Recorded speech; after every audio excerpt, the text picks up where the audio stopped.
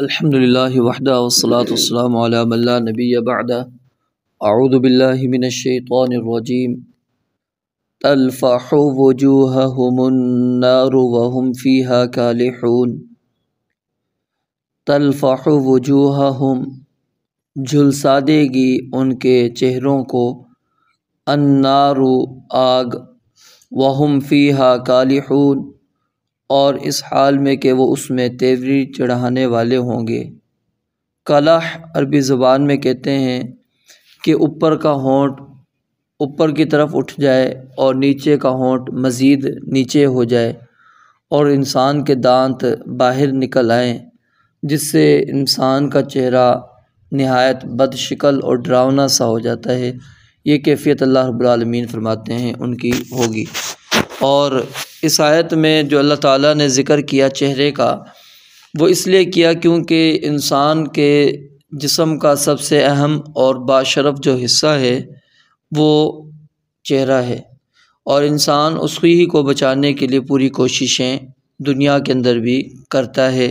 خوبصورتی کا اظہار اگر کرنا ہو تو وہ چہرے کے ذریعے سے ہی کرتا ہے، تو یہ انتہائی مشرف حصہ ہے اور اللہ رب العالمین نے اس کو اپنے ہاتھوں سے بنایا ہے۔ تو اس کے اندر اس چیز کا ذکر کر کے یہ چیز واضح کر دی کہ جب جسم کا انتہائی اہم اور باشرف حصہ اس کی یہ حالت ہوگی تو باقی جسم کی کیا کیفیت ہوگی۔ تلفح وجوہہم النار، ان کے چہروں کو آگ جھلسائے گی، وہم فیہا کالحون اور اس حال میں کہ وہ تیوری چڑھانے والے ہوں گے۔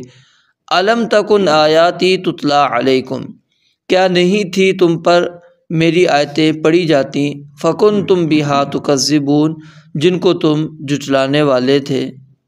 قالو، تو وہ جواب میں کہیں گے، ربنا، اے ہمارے رب، غلبت علینا شقوتنا، ہم پر ہماری بدبختی غالب آ گئی، وکننا قوما ضالین، اور ہم گمراہ لوگ تھے۔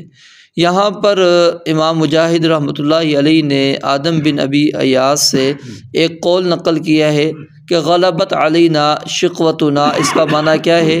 التی کتبت علینا، یعنی ہم پر وہ بدبختی غالب آ گئی جو تو نے ہم پر لکھی ہوئی تھی۔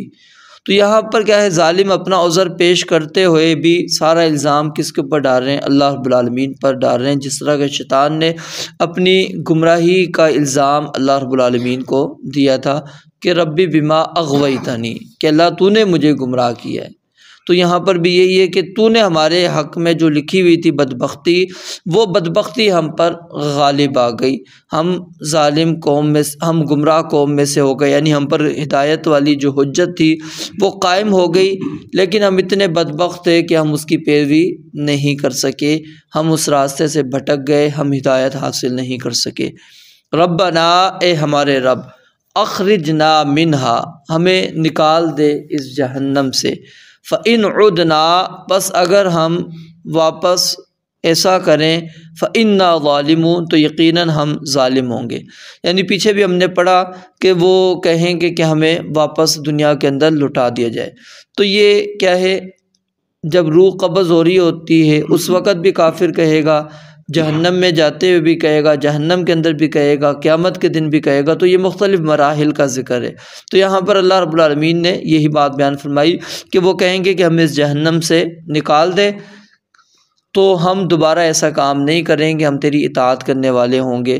تو اللہ رب العالمین کیا جواب دیں گے؟ قالا، کہے گا اللہ رب العالمین، اخسؤوا فیہا، ذلیل ہو جاؤ، دور ہو جاؤ، دفع ہو جاؤ، فیہا، اسی جہنم میں۔ یہ اخسؤ اصل میں یہ لفظ کتے کو دھتکارنے کے لیے استعمال کیا جاتا ہے، پھر اس کا استعمال ہر اس شخص کے لیے ہونے لگا جس کو حقیر اور ذلیل قرار دے کر اس کو دور کیا جائے، دفع کیا جائے۔ تو یعنی اللہ رب العالمین ان کو دھتکارتے ہوئے یہ بات کہیں گے کہ اخسؤوا فیہا، کہ تم اسی میں دفع رہو، دور رہو، ولا تکلمون، اور مجھ سے کلام نہ کرو۔ تو کچھ تو یہ کہا گیا ہے کہ یہ آخری کلام ان کا ہوگا، اس کے بعد وہ اللہ سے کلام نہیں کریں گے، لیکن یہ بات درست نہیں ہے کیونکہ کسی بھی صحیح روایت سے یہ بات ثابت نہیں ہے کہ آخری کلام ان کا یہی ہوگا۔ اگلی جو آیات آ رہی ہیں ان کے اندر بھی یہ چیز ملتی ہے کہ اللہ رب العالمین نے اس کے بعد ان سے کلام کیا ہے۔ لیکن یہ جو کلام ہے یہ وہ کلام نہیں ہے کہ جو انسان کو نفع دے، فائدہ دے۔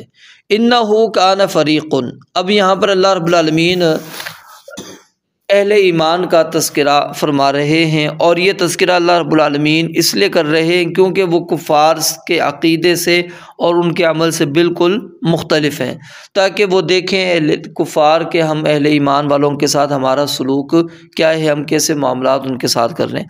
فرمایا اِنَّهُ كَانَ فَرِيقٌ، بے شک حقیقت یہ ہے کہ میرے کان فریقن ایک گروہ تھا، من عبادی میرے بندوں میں سے، یقولون ربنا جو کہا کرتے تھے اے ہمارے رب، آمنا ہم ایمان لے آئے، فاغفر لنا پس تو ہمیں معاف کر، وارحمنا اور ہم پر رحم کر، وانت خیر الراحمین اور تو بہترین رحم کرنے والا ہے۔ سیدنا ابو ہریرہ رضی اللہ تعالیٰ عنہ بیان فرماتے ہیں کہ نبی علیہ الصلوۃ والسلام سے سوال کیا گیا کہ ای العمل افضل، سب سے افضل ترین عمل کون سا ہے؟ آپ نے فرمایا ایمان باللہ ورسولہ، اللہ اور اس کے رسول علیہ الصلوۃ والسلام پر ایمان لانا۔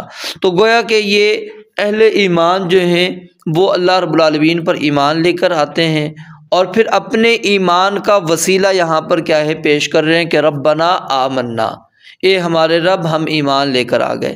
تو ایمان اور عمل صالح اس کا وسیلہ پیش کرنا جائز ہے، پیش کیا جا سکتا ہے۔ فاغفر لنا ہمیں معاف کر دے، ورحمنا اور ہم پر رحم کر۔ اصل میں غفر کہتے ہیں ڈھانپنے کو، پردے کو، اور اسی وجہ سے جو کھود ہوتی ہے اس کو عربی زبان میں مغفر کہتے ہیں، کیونکہ وہ انسان کے چہرے کو اور سر وغیرہ کو ڈھانپ لیتی ہے، پردے میں کر لیتی ہے۔ تو گویا کہ مراد کیا ہے یہاں پر، یعنی فاغفر لنا فاستر لنا، ہمارے لیے پردہ کر دے، یعنی ہمارے گناہوں کو چھپا دے، لوگوں پر ظاہر نہ کرنا، اور ورحمنا اور ہم پر رحم کر، وانت خیر الراحمین۔ یہاں پر واو جو آ رہا ہے اس سے پہلے ایک جملہ محذوف ہے، اور وہ کیا ہے؟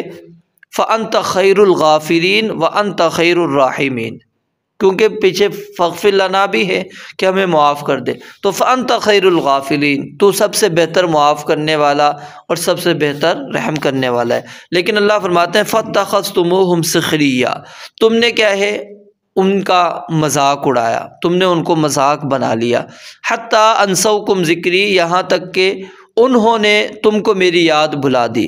مطلب کیا ہے کہ تم اسی کام میں لگے رہے، تم بھول گئے کہ ہم دنیا میں کس لیے آئے، تم بس ہمیشہ اہل ایمان کا مذاق اڑاتے رہتے تھے، جب بھی وہ گزرتے ان کی طرف اشارے کرتے ہوئے ایک دوسرے کو کہتے دیکھو اس کو، کوئی وہ عمل کرتے اس کے اوپر تم تنقید کا نشانہ ان کو بناتے، کسی سنت کو اپناتے اس کے اوپر تم نشانہ اپناتے، اگر وہ معاشرے سے ہٹ کر یعنی اس رسم کو رواج کو چھوڑ کر اگر کوئی سنت کے مطابق عمل کرتے تم اس کو تنقید کا نشانہ بناتے تھے، یعنی سارا تمہارا زور ان کے اوپر ہی چلتا تھا، تم بھول چکے تھے کہ تمہیں اللہ تعالیٰ نے یہاں پر کس لیے بھیجا ہے۔ حتیٰ انسوکم ذکری، یہاں تک کہ انہوں نے تم کو میری یاد بھلا دی۔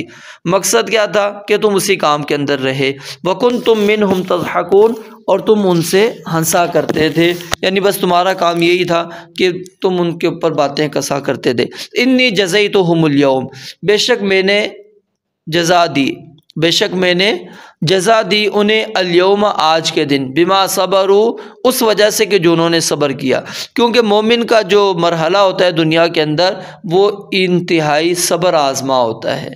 وہ جب دین پر عمل کرتا ہے تو جو دین سے جاہل لوگ ہوتے ہیں وہ اس کو ملامت بھی کریں گے، اس کے اوپر عیوب بھی نکالیں گے، اس کے خلاف باتیں بھی کریں گے، اس کے اوپر جملے بھی کسیں گے، تو وہ ساری چیزیں اس نے برداشت کرنی ہوتی ہے۔ تو جب انسان برداشت کرتا ہے پھر اللہ کہتے ہیں ہم اس کو بدلہ دیں گے کہ انہم هم الفائزون، کہ بے شک یہی لوگ کامیاب ہونے والے ہیں، ان کے علاوہ کوئی اور کامیاب نہیں ہو رہا، کیونکہ دنیا کے اندر انہوں نے سارے جملے برداشت کیے، ساری تکالیف برداشت کی، صرف کس لیے؟ ایمان پر کاربند رہنے کے لیے، عمل پر کاربند رہنے کے لیے۔ اللہ رب العالمین سے دعا ہے رب العالمین سمجھنے عمل کرنے کی توفیق عطا فرمائے۔ وآخر دعوانا الحمدللہ رب العالمین۔